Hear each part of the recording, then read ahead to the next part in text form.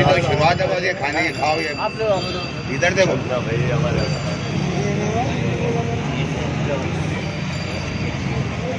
Okay भाई हार डालो, इधर देखते डालो, डालो हार इधर देखते, इधर चलो डाली हार डाली,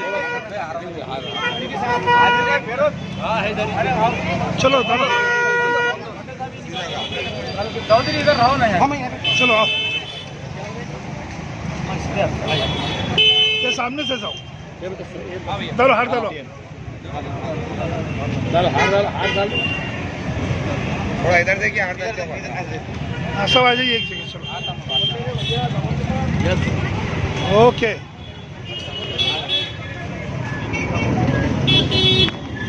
सर आज क्या कहेंगे, आज आपको जो है तो एमआईएम से टिकट मिल गया, अधिकृत टिकट मिल गया, तो आप कैसा अगली रणनीति आप? देखिए, सबसे पहले तो मैं अल्लाह का शुक्र अदा करता हूँ कि मुझे आज यहाँ पे मजलिस इत्तेहादुल मुस्लिमीन का जो है तो उम्मीदवार बनाया गया। उसके बाद जो है तो मेरे कायद मोहतरम बैरिस्टर असदुद्दीन अवैसी साहब, अकबरुद्दीन अवैसी साहब और इम्तियाज़ जलील साहब, इन तमाम का भी मैं ममनून व मशकूर हूँ कि उन्होंने मुझे इस काबिल समझा कि मैं 2019 के बाद फिर 2024 का जो है तो इलेक्शन यहाँ से लड़ूँ बोलकर। सबसे बड़ी वजह यही रही है कि यहाँ की आवाम, जिनका मैं कर्जा कभी और एहसान चुका नहीं सकता, उन्होंने 2019 के अंदर जो मुझे 68,000-70,000 के करीब जो तो मेरे को वोट दिए थे, तो वो आवाम का एक बहुत बड़ा जो है तो इसके अंदर रोल रहा कि उन्होंने जब भी डिसाइड कर लिया था कि ये अगर हार जीत तो अल्लाह की तरफ से होती है। मैं इलेक्शन हारा था, हिम्मत नहीं हारा था, लेकिन लोगों का जो जन समर्थन मेरे साथ में था, तो उस हिम्मत के ऊपर और उस ताकत के ऊपर जो है तो मैंने पिछले लगातार 5 साल जो है ज़मीन के ऊपर काम किया, लोगों के बीच में रहा।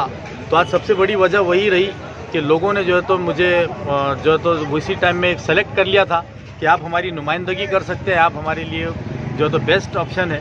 तो आज हमारे कायदीन ने भी उस बात को जहन में रखा कि उस वक्त आवाम का जो फैसला आया था, ठीक है कुछ वोटों से हार हुई थी, लेकिन आवाम ने तो पसंद किया था, तो आज आवाम की जीत हुई कि आज जो है तो टिकट मिला। 2019 के तरह ही सेम सिचुएशन है, तनवानी साहब, जायसवाल साहब और नासिर सिद्दीकी, पर इस बार नासिर सिद्दीकी साहब की और एमआईएम की क्या अलग तैयारी? देखिए, ये 2019 में मेरी अकेले की फाइट हुई थी, 2014 के अंदर जो है ऐसी सिचुएशन बनी थी, लेकिन मैं समझता हूँ कि मैं किसी सिचुएशन के ऊपर या वो डिवाइड होना, उसमें से मैं बीच में से निकलना, वो मेरा मानसिकता नहीं है।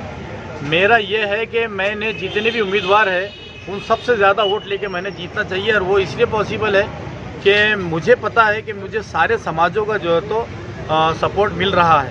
बहुत सारे हमारे दूसरे समाज के भाइयों के भी फ़ोन आए, और उन्होंने भी जो है तो चाहे वो हिंदू समाज से हो, दलित समाज से हो या और किसी समाज से हो, उन तमाम लोगों का जो है तो एक समर्थन मुझे मिल रहा है, और मैं जो है तो उन तमाम लोगों के समर्थन से, जनता के समर्थन से चुनकर आना चाहता हूँ, ना कि डिवाइडेशन और इसमें से बीच में से निकलना। चैलेंज कौन लगता है आपको आपके सामने? देखिए, मैं अभी बार बार कह रहा हूँ कि सभी लोग ये पूछ रहे हैं कि आपका मुकाबला किससे है। मैं समझता हूँ कि सारे लोगों का मुकाबला मेरे से है, मेरा मुकाबला किसी से नहीं है। जितने भी उम्मीदवार खड़े हैं उन सबका मुकाबला नासिर सिद्दीकी से होगा। सर, आपको लगता है कि आपको टिकट तो मिल गया, लेकिन एमआईएम में कुछ बगावत के आसार नजर आ रहे हैं, क्या कहेंगे? नहीं, देखिए, ऐसा कुछ भी नहीं है। हो सकता है कि मेरा एक छोटा भाई समीर साजिद बिल्डर यकीनन जो है तो टिकट की रेस में था, कुछ वजह से उसका टिकट नहीं हुआ, लेकिन वो इतना समझदार और इतना हार्ड वर्कर है पार्टी के अंदर कि मैं समझता हूँ कि वो कुछ ही लम्हों के अंदर जो है तो उसकी नाराज़गी दूर हो जाएगी। और मैं समझता हूँ, मैंने तो ऐसा देखा भी नहीं कि मुझसे नाराज़ है या पार्टी से कोई नाराज़ है, मुझे ऐसी इत्तला भी नहीं है। आप लोग बोल रहे हैं, अगर ऐसा है तो समीर एक हार्ड वर्कर, एक कट्टर मजलिसी जो है, तो कभी मजलिस को जो है तो छोड़कर न जाएगा, न मजलिस के साथ में ऐसा कोई वो करेगा। वो ज़रूर हमारे साथ में, हम लोग एक ताकत बनकर, हमारे जितने भी कॉरपोरेटर्स हैं, जितने हमारे पदाधिकारी हैं, जितने कार्यकर्ता हैं, हम तमाम एक जान होकर जो है तो ये इलेक्शन लड़ेंगे और इंशाल्लाह जीतेंगे। सर, आमदार बनते ही सबसे पहला काम क्या है? देखिए, आमदार बनते ही सबसे पहला तो मेरा यही काम है कि यहाँ पर जो हमारे पास में आप देख रहे होंगे कि बेरोज़गारी की वजह से क्राइम बढ़ रहा है, और क्राइम बढ़ना बोले तो बेरोज़गारी, और यहाँ पर अच्छे रोज़गार के मौके नहीं मिलेंगे नौजवानों को, तो यकीनन वो जब बेरोज़गार रहेंगे तो उनके जहनों में कुछ अलग अलग बातें होंगी।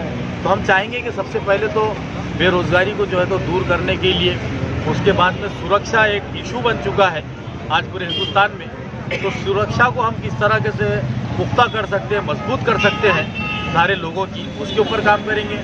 शिक्षा के ऊपर, स्वास्थ्य के ऊपर और डेवलपमेंट के ऊपर हमारा मकसद चुनकर जाने का यही है। सर महिला और युवकों के लिए क्या करेंगे? महिलाओं के और युवकों के लिए यही करूँगा कि आज बदलाव का मौका है।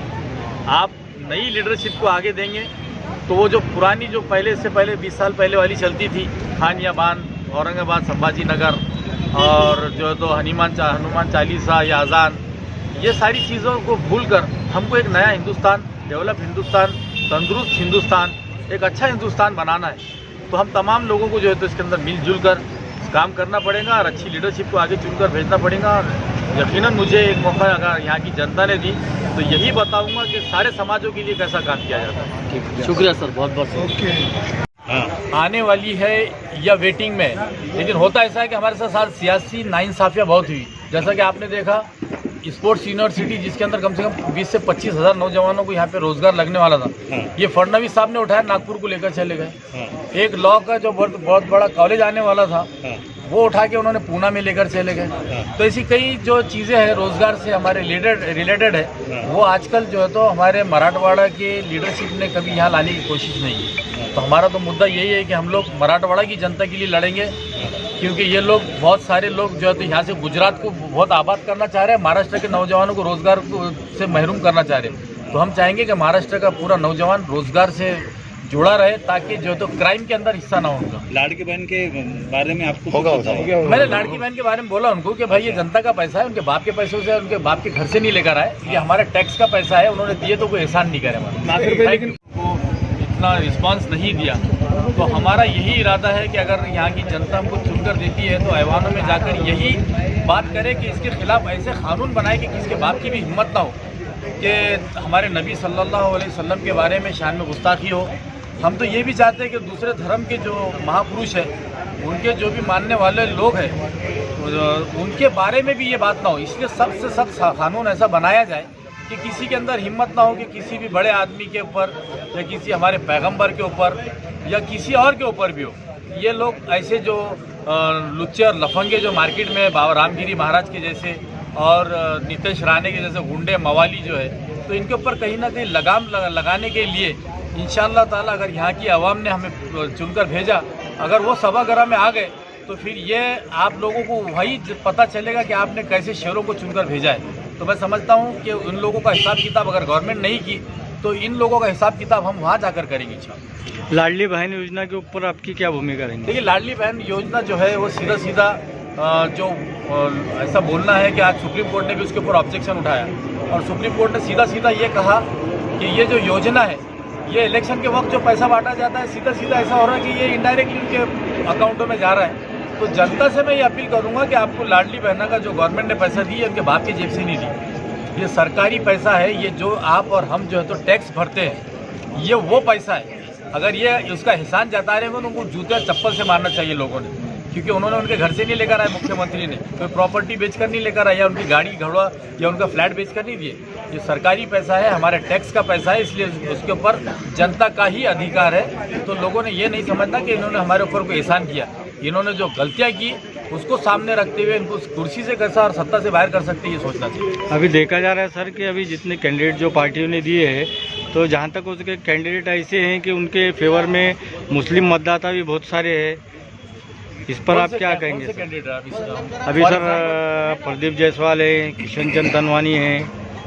देखिए, वही प्रदीप जायसवाल की बात कर रहे हैं जिन्होंने औरंगजेब की खबर को उखाड़कर जो हैदराबाद में भेजने की बात की। अगर ऐसे मुसलमान उनके फेवर में होंगे तो मैं उनको मुसलमान ही नहीं मानता, माफ़ कीजिएगा। जो औरंगजेब की खबर उखाड़ने की बात कर रहे हैं तो ये बहुत गलत बात है। किशन चंद तनवानी कहाँ थे 10 साल से?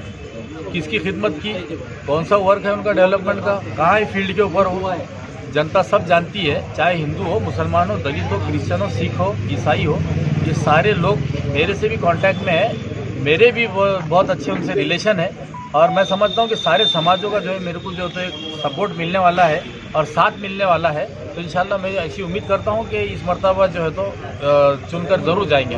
आज अभी जो तो विधानसभा के अंदर अभी जो है तो आपका मुख्य प्रतिद्वंदी कौन रहेगा सर? देखिए, मैं बताता हूँ कि आप पूछ रहे कि मेरा मुकाबला किससे है।